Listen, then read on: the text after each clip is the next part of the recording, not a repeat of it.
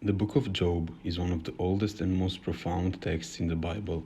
It tells the story of a wealthy and righteous man named Job, who is struck by a series of devastating misfortunes, including the loss of his children, wealth, and his health. Despite his terrible suffering, Job maintains his faith in God and ultimately receives a blessing from God for his steadfastness. One of the key themes in the book of Job is the question of theodicy, or the justification of the ways of God to man.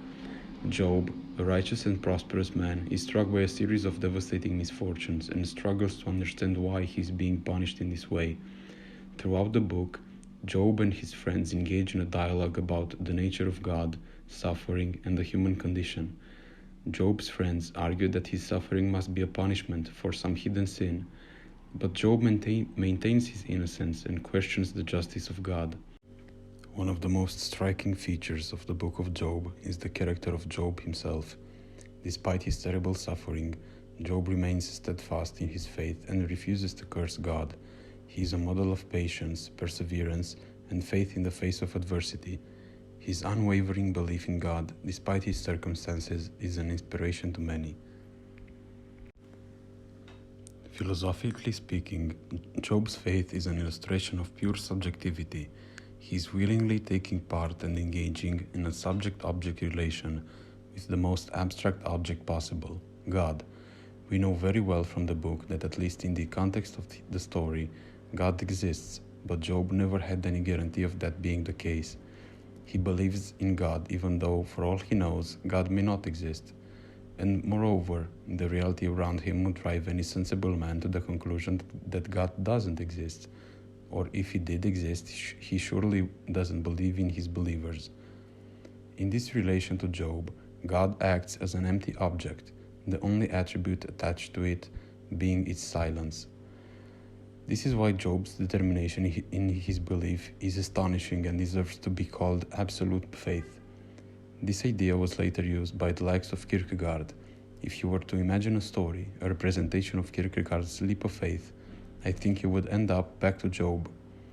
It is the perfect example of taking an absurd position of belief, in which the very object of your belief negates itself.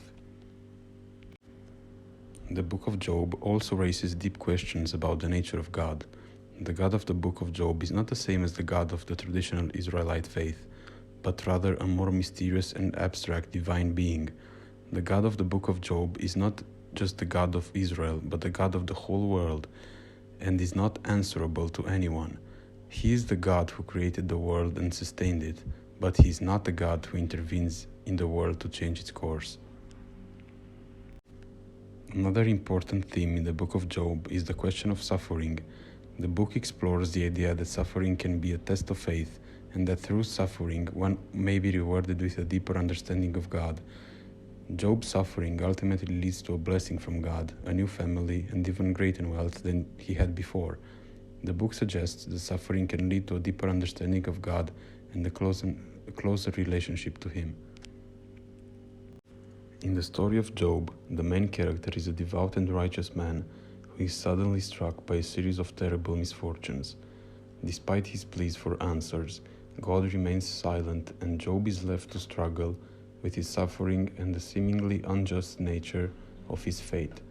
This lack of explanation, this silence from God, can be seen as an embodiment of the absurdity of the human condition. Job's suffering is not explained, it is not given a reason, it is simply a fact of existence, much like the absurdity that philosophers have written about. Furthermore, the dialogue between Job and his friends who come to comfort him can be seen as an embodiment of the human struggle to find meaning in life. Job's friends try to find explanations, reasons, for Job's suffering and provide him with consolating words. But Job's silence, and the silence of God, is a reminder that there may be no explanation, no justification for the suffering of innocent people.